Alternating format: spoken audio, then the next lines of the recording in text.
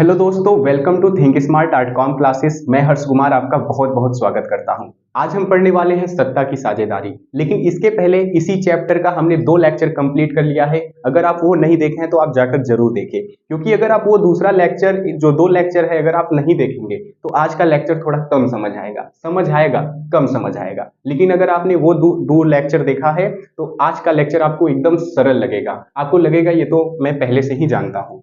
तो सबसे पहले बात करते हैं कि थोड़ा सा आपके लिए ये इम्पोर्टेंट कितना है। देखिए, सत्ता की साझेदारी से लगभग 6 से 8 नंबर तक मार्क्स आ जाते हैं। पूछ लेगा 6 नंबर में सत्ता की साझेदारी क्या है, सत्ता की साझेदारी के रूपों की व्याख्या कीजिए। या फिर पूछ देगा सत्ता की साझेदारी क्या है, इसकी सत्ता की साझेदारी क्यों आवश्यक है। ये दो टॉपिक बहुत ज्यादातर पूछता है, चाहे आप बिहार बोर्ड को ले, चाहे एमपी बोर्ड को ले, चाहे राजस्थान बोर्ड को ले। तो इसके लिए भी इंपॉर्टेंट है। साथ ही एक रिक्वेस्ट है, आप वीडियो क्वालिटी थोड़ा बढ़ा लीजिए। वैसे भी अनलिमिटेड डेटा देने लगा है 4G में भी, तो आप थोड़ा वीडियो क्वालिटी बढ़ा लेंगे तो आपको मैं जो यहाँ पर नोट्स लिखकर लाऊंगा वो भी आपको नोट करने में भी अच्छा लगेगा और आपको थोड़ा सा क्लियर दिखेगा, क्योंकि क्वालिटी रहेगी तो क्लियर दिखेगा।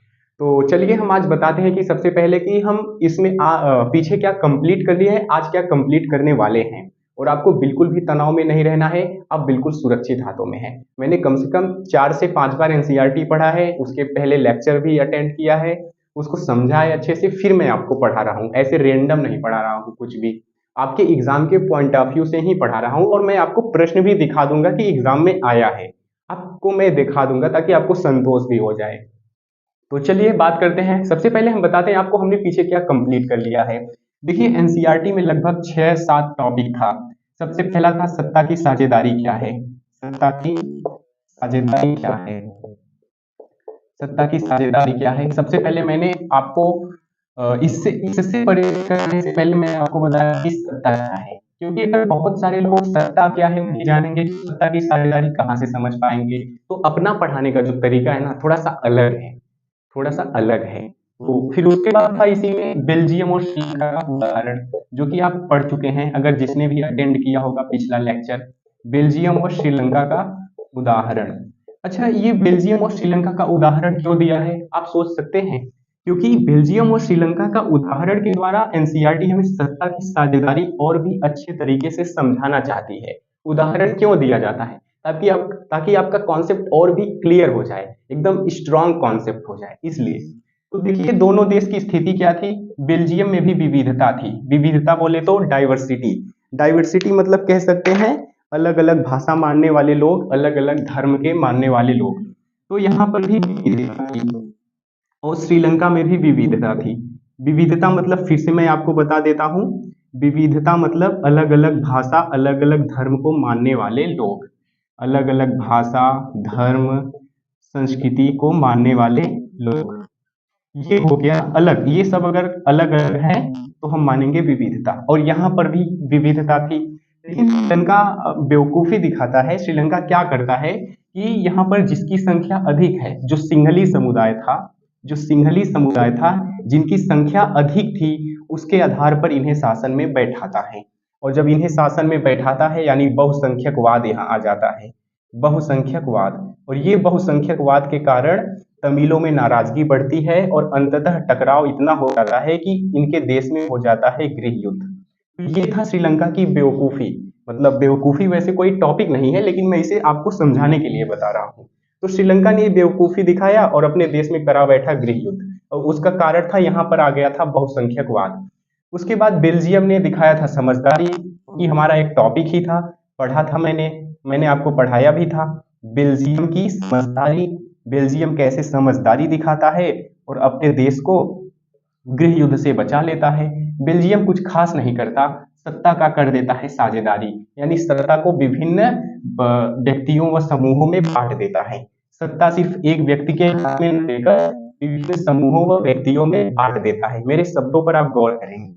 उसके बाद अब बात करते हैं हम आज का टॉपिक। आज का हमारा टॉपिक क्या होने वाला है, बहुत ही मोस्ट इंपॉर्टेंट टॉपिक है आज का। ये यहाँ जो आज का 2 टॉपिक बचा है हमारा लगभग, इसमें से मतलब कह सकते हैं बिहार बोर्ड हो, एमपी बोर्ड हो, यूपी बोर्ड में तो आता ही आता है जहां तक मुझे लग रहा है, क्योंकि मैंने पेपर देखा है।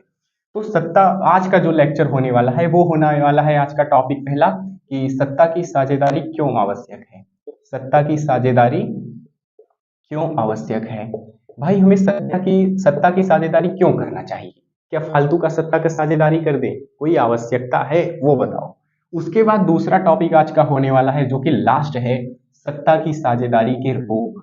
अच्छा, हमने सत्ता की साझेदारी तो समझ लिया, लेकिन इसके रूप कौन कौन से हैं, यानी प्रकार कौन कौन से हैं। सत्ता की साझेदारी के रूप यानी प्रकार कौन कौन से हैं। तो मुझे उम्मीद है आज हम क्या पढ़ने वाले हैं आपको ये भी समझ आ गया होगा। और पिछले टॉपिक से मैंने आपको थोड़ा सा लिंक किया, बताया, ताकि आप समझ पाएं आज के क्लास को और बेहतर तरीके से। और जिसने भी अटेंड नहीं किया है उसको थोड़ा मुश्किल होने वाला है, तो प्लीज़ भैया आप उसे जरूर देखें। वैसे भी हम आज आते हैं अपने टॉपिक पर, छोड़ो। तो दोस्तों अब हम बात करते हैं सत्ता की साझेदारी क्यों आवश्यक है। बहुत ही इजी तरीके से आपको बताने वाला हूँ। सबसे पहला पॉइंट है, विभिन्न सामाजिक समूहों के बीच टकराव का अंदेशा कम हो जाता है।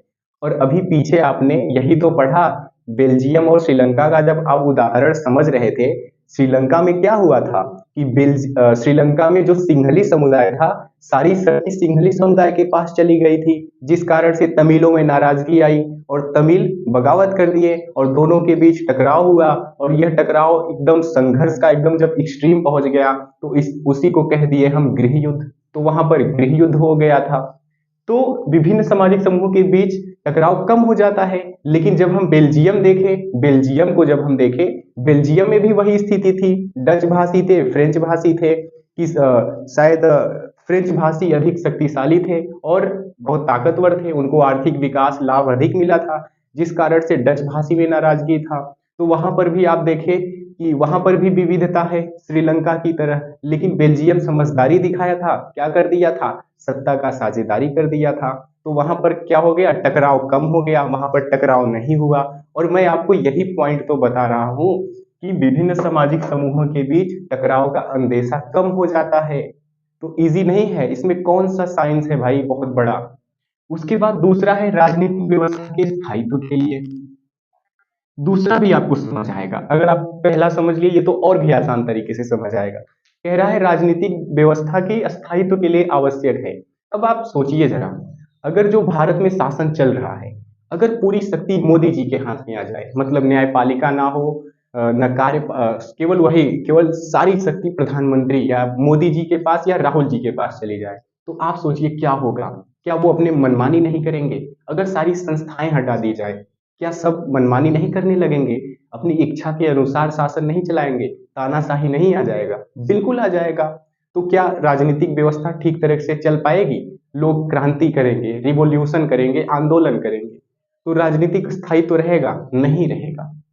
तो हमें क्या करना पड़ता है, सत्ता की साझेदारी करना पड़ता है।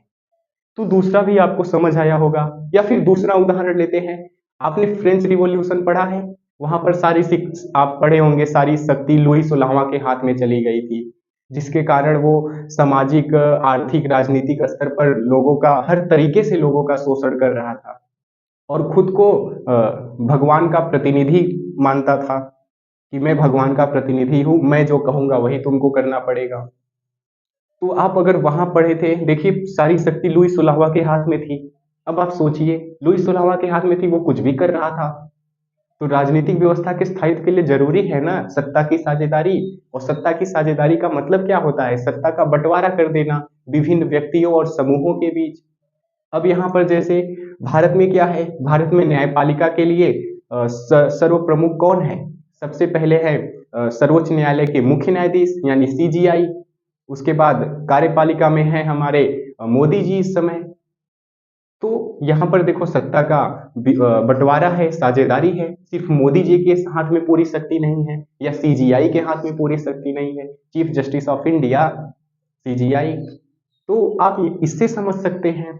उसके बाद है तीसरा पॉइंट, किसी देश को बहुसंख्यकवाद से बचाया जा सकता है। आपने श्रीलंका में देखा था, अगर क्या सत्ता की साझेदारी कर दे तो बहुसंख्यकवाद आ जाएगा, नहीं होगा। बहुसंख्यकवाद का मतलब होता है जिसकी संख्या अधिक है सिर्फ उसी को शासन में भागीदार बनाओ, उसी को अधिकार दो, उसी को सर्वोच्च माना जाए, उसके इच्छाओं मान्यताओं को। और जिनकी संख्या कम है उनकी उपेक्षा की जाए हर तरीके से। तो यहाँ पर तीसरा पॉइंट है, किसी देश को बहुसंख्यकवाद से बचाया जा सकता है, लेकिन अगर वही सत्ता बांट देते हैं विभिन्न व्यक्तियों और समूहों में तो हो जाती है सत्ता की साझेदारी। अगर सत्ता की साझेदारी हो गई तो बहुसंख्यकवाद नहीं रहेगा, कहाँ से रहेगा बहुसंख्यकवाद। तो तीसरा पॉइंट भी आपको समझ आ गया होगा। बात करते हैं, चौथा है गृह युद्ध की स्थिति से बचा जा सकता है। तो चौथी आवश्यकता हम पढ़ रहे हैं, सत्ता की साझेदारी क्यों आवश्यक है। चौथी है गृह युद्ध की स्थिति से बचा जा सकता है। अब आप सोचिए, अगर श्रीलंका सत्ता की साझेदारी कर देता तो क्या उसके देश में गृह युद्ध होता। नहीं होता। श्रीलंका देश में गृह युद्ध होता नहीं होता, क्योंकि उसने सत्ता की साझेदारी नहीं किया था, सत्ता का केंद्रीकरण कर दिया था, सत्ता सिर्फ सिंघली समुदाय के हाथों में दे दिया था और तमिलों की उपेक्षा कर दिया था। तो यहाँ पर चौथा पॉइंट हो गया, गृह युद्ध की स्थिति से बचा जा सकता है। पांचवा है, इससे लोकतांत्रिक व्यवस्थाएं ठीक प्रकार से चलती हैं तथा यह लोकतंत्र की आत्मा है। और क्योंकि लोकतंत्र का अर्थ ही होता है सत्ता का विकेंद्रीकरण, यानी सत्ता किसी एक व्यक्ति के हाथ में न हो। तो चौथा कह रहा है पॉइंट कि इससे लोकतांत्रिक व्यवस्थाएं ठीक प्रकार से कार्य करती हैं। अब आप सोचिए, क्या सत्ता सिर्फ एक व्यक्ति के हाथ में दे दिया जाए तो लोकतंत्र रह जाएगा। बिल्कुल नहीं। लोकतंत्र का मतलब है कि सत्ता सिर्फ एक व्यक्ति के हाथ में न हो, बल्कि सत्ता का बंटवारा हो, सत्ता का विभिन्न व्यक्तियों व समूहों में बंटवारा हो जाए, तो वहां लोकतंत्र रहेगा। अगर सिर्फ एक व्यक्ति के हाथ में सत्ता आ जाए पूरी, तो क्या हो जाएगा, वहां तानाशाही हो जाएगा। तो इसीलिए कहा जा रहा है सत्ता की साझेदारी लोकतंत्र की आत्मा है, क्योंकि लोकतंत्र का मतलब ही होता है कि सत्ता किसी एक व्यक्ति के हाथ में ना हो। और हमारा लास्ट छठा पॉइंट है, यह सभी के भागीदारी को सुनिश्चित करता है। अगर आप सत्ता की साझेदारी करेंगे तो क्या सबकी भागीदारी नहीं बढ़ेगी। अगर आप सत्ता की साझेदारी करेंगे तो क्या सबकी भागीदारी नहीं बढ़ेगी। आपने बेल्जियम को नहीं देखा था। बेल्जियम में डच भाषी है, फ्रेंच भाषी है। उसने डच को भी अधिकार दिए, फ्रेंच को भी अधिकार दिए, शासन में उसे भी भागीदारी बनाया और फ्रेंच भाषी के फ्रेंच बोलने वाले को भी भागीदारी बनाया। तो आप वहां भी देखेंगे सत्ता की साझेदारी करने से शासन में भी भागीदारी बढ़ रही है, यानी भागीदारी सुनिश्चित हो रही है। तो यहाँ पर छठवां पॉइंट है, यह सभी के भागीदारी को सुनिश्चित करता है, वह अधिकारों का संरक्षण करता है। यानी एक पॉइंट और कह सकते हैं, अधिकारों का संरक्षण भी करता है। तो इसमें 6 पॉइंट था। इसमें 6 पॉइंट आप बताइए मुझे कौन सा पॉइंट आपको समझ नहीं आया। मैंने एक एक उदाहरण से सबको एक्सप्लेन कर दिया, बहुत इजी है। अगर अब आपसे एग्जाम में पूछे कि सत्ता की साझेदारी क्या है, इसकी क्यों आवश्यकता पड़ती है या इसकी क्यों आवश्यकता है, तो आप यही 6 पॉइंट लिखना। लेकिन उससे पहले आपको क्या करना है, थोड़ा सा इंट्रोडक्शन बनाना है। सबसे पहले आपको लिखना है सत्ता की साझेदारी क्या है, एक अर्थों में बताना है कि सत्ता की साझेदारी से तात्पर्य है सत्ता का विभिन्न व्यक्तियों या समूहों में बंटवारा कर देना, ताकि सत्ता सिर्फ एक व्यक्ति के हाथ में न रहे, विभिन्न व्यक्तियों और समूहों के हाथों में रहे। उसके बाद सत्ता की साझेदारी की आवश्यकता हमें निम्न कारणों से पड़ती है, ऐसा लिख सकते हैं। फिर ये 6 कारण एक्सप्लेन कर दीजिए। अगर आप उदाहरण लिख सकते हैं 1-2 में तो लिख दीजिए, जो मैंने उदाहरण से आपको समझाया। फिर आप अगर अच्छे राइटिंग में थोड़ा सा लिख देते हैं तो फिर अगर आपका मार्क्स कट जाए तो आप बताना मुझे। बहुत ईजी होता है, तो बहुत हार्ड टॉपिक नहीं है सत्ता की साझेदारी क्यों है। अब हम बात करेंगे सत्ता की साझेदारी के रूप। इसमें तो और भी मजा आने वाला है। सत्ता की साझेदारी के रूप ये इससे भी इजी है, तो अगर आप इसे स्क्रीनशॉट लेना चाहते हैं तो आप ले सकते हैं। तो दोस्तों बात करते हैं सत्ता की साझेदारी के रूप। आप देख रहे हैं मैंने हेडिंग दिया है सत्ता की साझेदारी के रूप। रूप को कह सकते हैं आप प्रकार। आप थोड़ा सा इंट्रोडक्शन मैंने लिखा है ताकि आप इंट्रोडक्शन बनाने में उतना दक्ष नहीं है, तो मैंने लिख दिया है। सत्ता की साझेदारी की संकल्पना सत्ता की केंद्रीकृत अवधारणा के विरुद्ध होता है। यह लोकतंत्र की आत्मा है या लोकतांत्रिक शासन व्यवस्था में सत्ता की साझेदारी आवश्यक माना जाता है। तो इसे मैं एक बार और पढ़ देता हूँ। सत्ता की साझेदारी की संकल्पना सत्ता की केंद्रीकृत अवधारणा के विरुद्ध होता है। अच्छा, सत्ता का केंद्रीकृत अवधारणा क्या होता है, मतलब पूरी सत्ता सिर्फ एक व्यक्ति के हाथ में दे दो।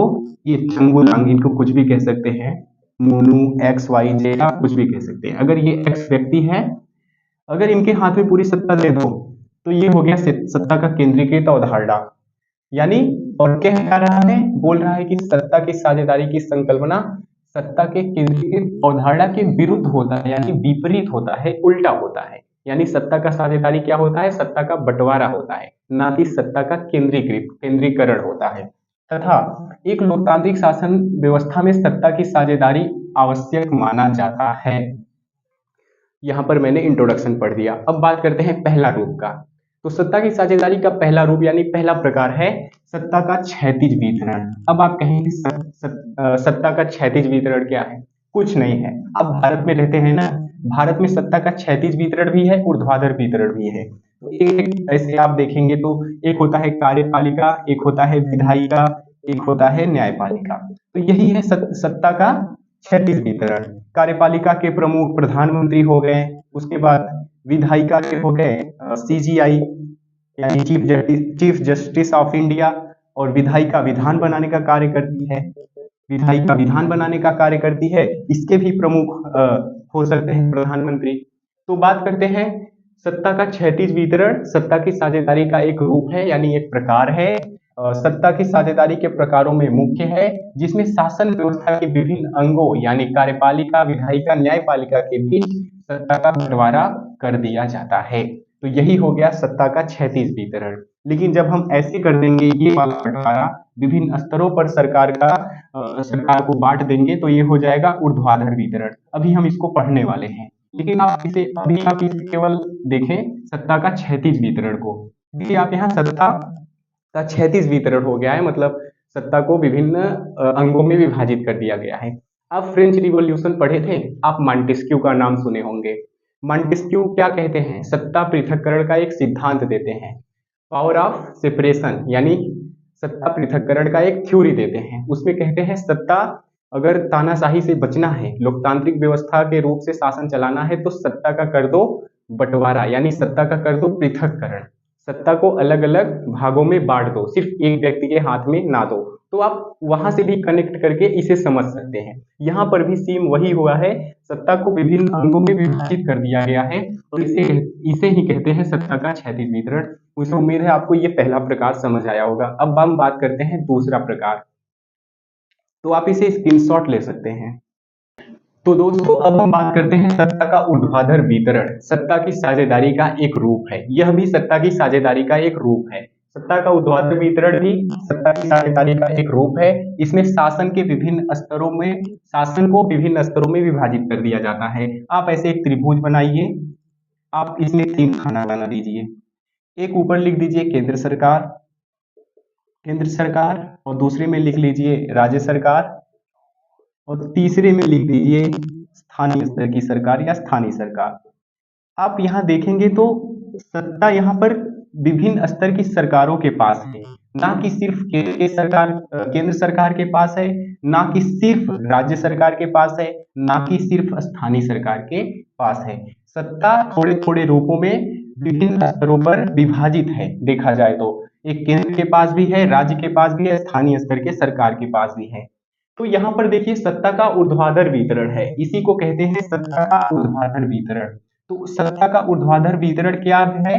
यही है सत्ता के साझेदारी का एक रूप। सत्ता का ऊर्ध्वाधर वितरण भी सत्ता की साझेदारी का एक रूप है। मुझे उम्मीद है आपको ये समझ आ गया होगा। इसमें कोई बहुत ज्यादा हार्ड टॉपिक है नहीं, सिंपल सा है। सत्ता को बांट दिए और सत्ता का साझेदारी हम पढ़ रहे हैं, तो इसका भी एक रूप हो गया, क्योंकि यहाँ पर सत्ता बट गया है। तो इसमें कौन सा रॉकेट साइंस है? तो मुझे उम्मीद है आपको ये भी आ गया। 2 प्रकार और है, उसे भी हम कंप्लीट कर लेते हैं, फिर उसके बाद हमारा ये चैप्टर एंड हो जाएगा। तो आप इसे स्क्रीनशॉट ले सकते हैं। हमारा आखिरी 2 रूप है। इसमें तीसरा है सत्ता का बंटवारा विभिन्न सामाजिक समूहों, भाषाई, धार्मिक समूहों के बीच होना।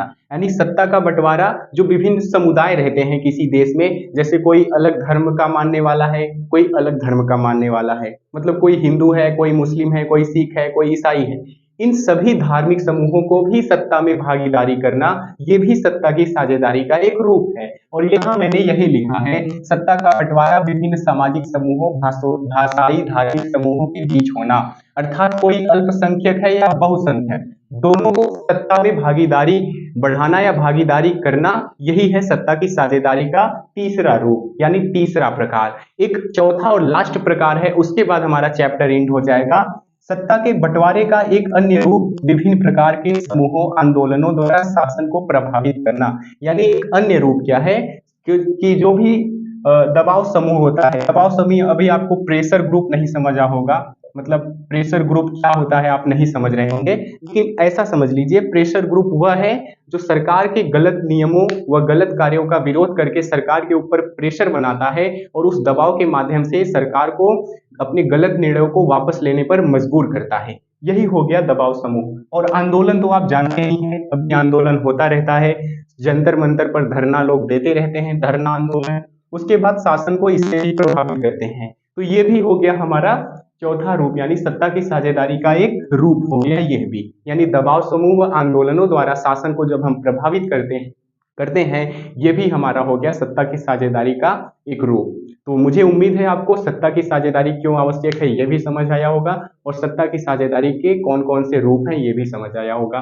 तो मिलते हैं आपसे अगले चैप्टर में, यानी संघवाद में फेडरलिज्म को हम और अच्छे भी तरीके से समझेंगे। Thank you.